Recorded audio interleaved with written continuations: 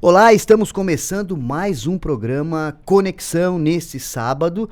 O programa Conexão sempre traz vários assuntos, né? Para você que está acompanhando, que está sempre ligado na H2O, na 106,9, aqui em especial para Jaguaruna, Sangão, 3 de Maio, Pedras Grandes, todo o sul catarinense. Estamos aí pelo nosso aplicativo, também pelas redes sociais, pelo Facebook, pelo YouTube, e a gente quer agradecer. Estou aqui com o técnico, o sonoplasta, responsabilidade dele, David Felício, conosco aqui para conversar com Guilherme Rinaldo. O Gui, aqui de Jaguaruna, você de Jaguaruna conhece, neto do seu Gentil, saudoso Gentil, para falar de um projeto que já vem aí em andamento, né, mas que tem novidades para esse segundo semestre de 2024 aqui em Jaguaruna, e por que não dizer também para você da região, porque com certeza você conhece, né, a história do seu Gentil, fotógrafo que registrou aí vários momentos, não só de Jaguaruna, mas da região.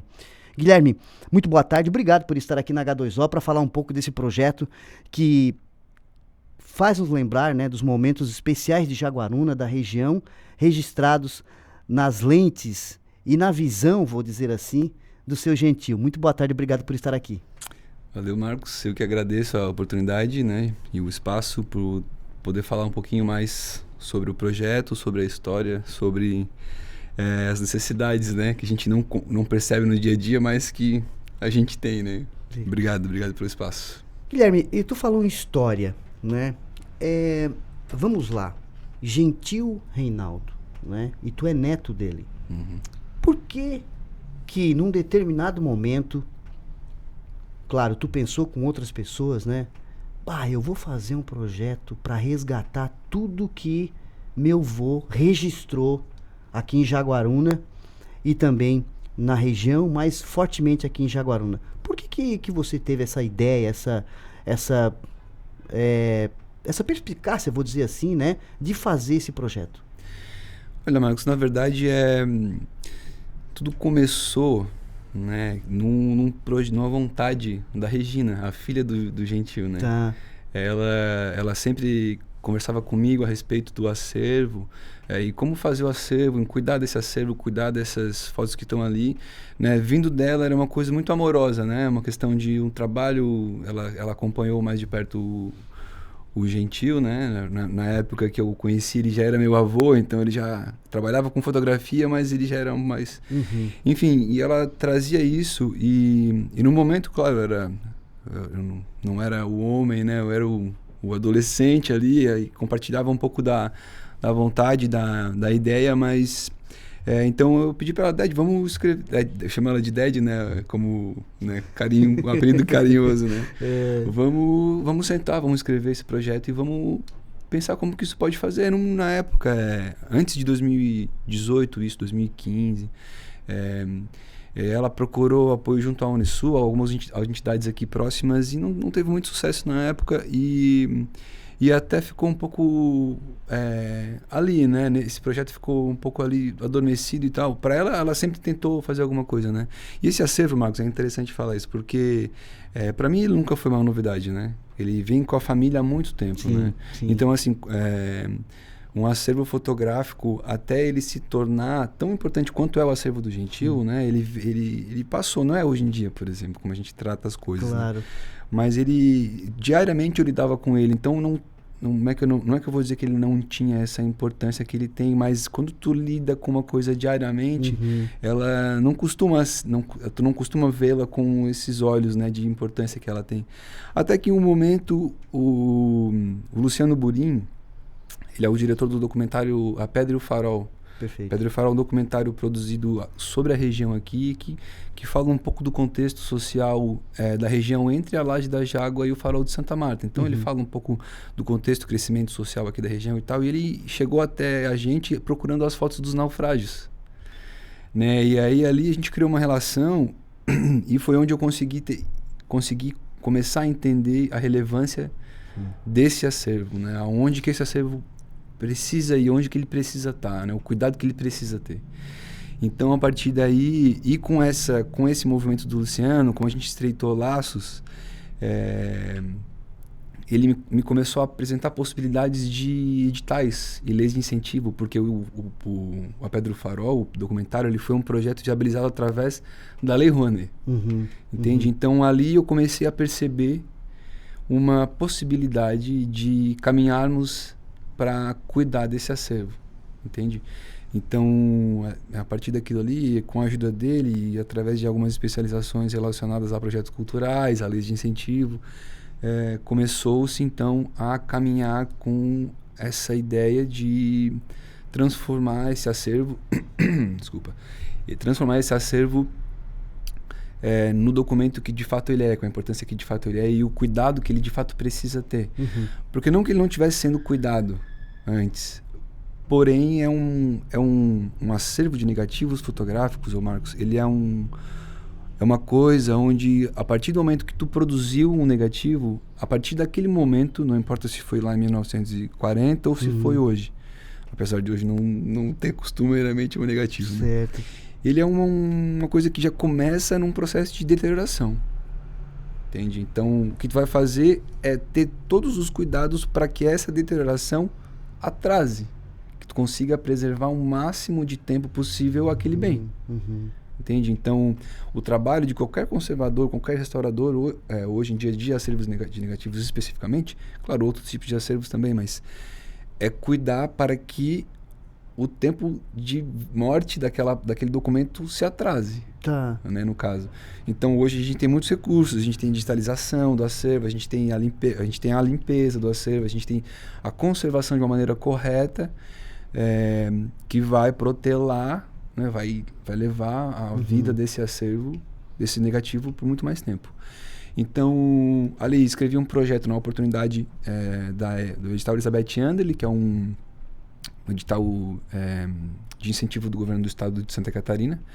E ali a gente começou a fazer o pontapé inicial, que foi começar, né, fazer o diagnóstico do acervo, olhar para o acervo, o que nós temos aqui, quais são os assuntos, qual é o nível de deterioração, o que a gente tem aqui que precisa ser olhado, precisa ser cuidado. Número de negativos, porque até então era uma incógnita, né? Porque, veja bem, é uma vida fotografando, né, Marcos? O Gentil, ele fotografou ali de meados de 30 até o fim da vida dele, praticamente. Né? Então, a gente tem aí... a gente conseguiu fazer esse diagnóstico, levantamento de quantidade, então... E a gente se deparou com uma quantidade de 80 mil negativos em películas plásticas, mais uma quantidade de cerca de 500, 600 placas de vidro, que eram os negativos que eles utilizavam no início, né? E aí, a partir disso, a gente montou um plano de conservação, né? Nesse primeiro momento, nessas primeiras etapas do projeto, a gente transformou em coleções, né? Então, a gente tem hoje cerca de 5 mil negativos já limpos e conservados, tá? Cerca de 3 mil negativos digitalizados. E o processo ele não acaba, ele não é um processo tão fácil, né? Tudo depende de recursos, tudo depende de recursos financeiros, recursos humanos e também da importância que a comunidade dá para isso, né? Então, o nosso trabalho vai além da conservação do acervo, mas fazer esse acervo, mostrar a importância desse acervo para a comunidade, para que a comunidade veja que realmente ele é importante e que vale sim o investimento da comunidade para a conservação e o cuidado disso. Né? O Gui, claro que tu vai avaliar, tu tem uma relação familiar, mas o Seu Gentil era realmente um grande fotógrafo? Ele tinha uma visão diferente? Porque a gente, né, nós vamos, sei lá, vamos pegar Sebastião Salgado, por exemplo, né, um ícone da fotografia.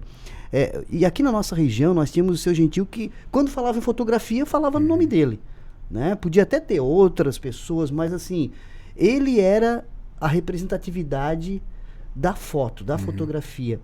E me parece que isso veio numa relação com fatos importantes de Jaguaruna, né? Como os navios naufragados, as grandes festas, né? Os momentos, vamos dizer assim, mas hoje são momentos, nossa, mas que foto é essa? Né? Porque, claro, estão ali na foto, mas hoje a gente já não vê, né? Então está guardado no registro dele. Ele realmente era um grande fotógrafo?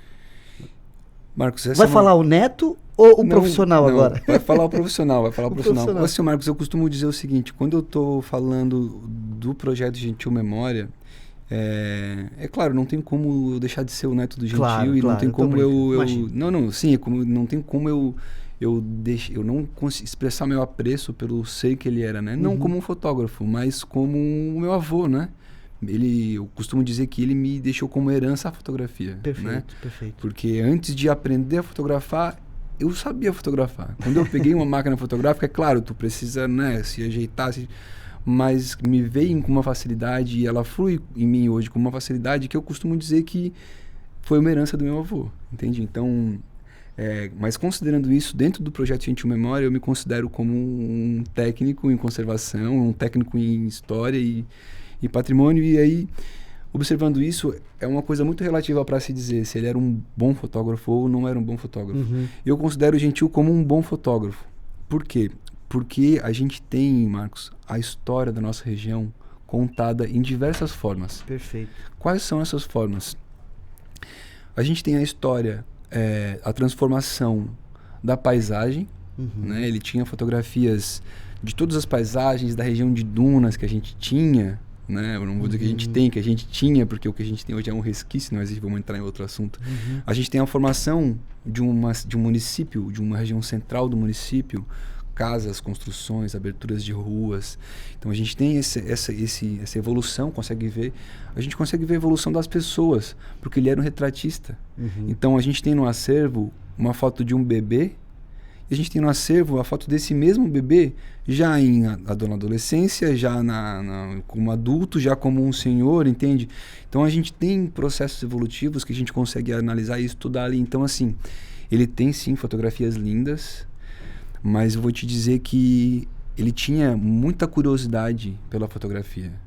Então ele experimentava a fotografia, a gente vê experimentação no acervo, a gente vê ali, na maneira que está o acervo, a gente vê os cuidados que ele tinha antes de cuidar daquilo, porque a fotografia naquele tempo ela não era só tu olhar a luz, o que a luz está batendo ali e captar aquilo, não, o processo era muito antes, né, de preparar um negativo, de botar na caixa, de ver, de entender o tempo, de fazer.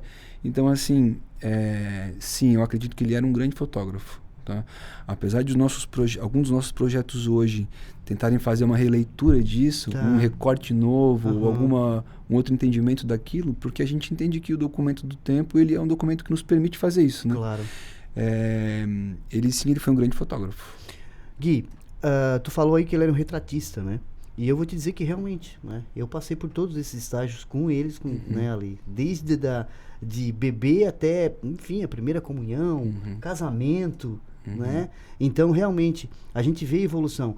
E a sensibilidade do profissional, porque o teu avô, ele era, para quem conheceu ele, para quem conversou com ele, né?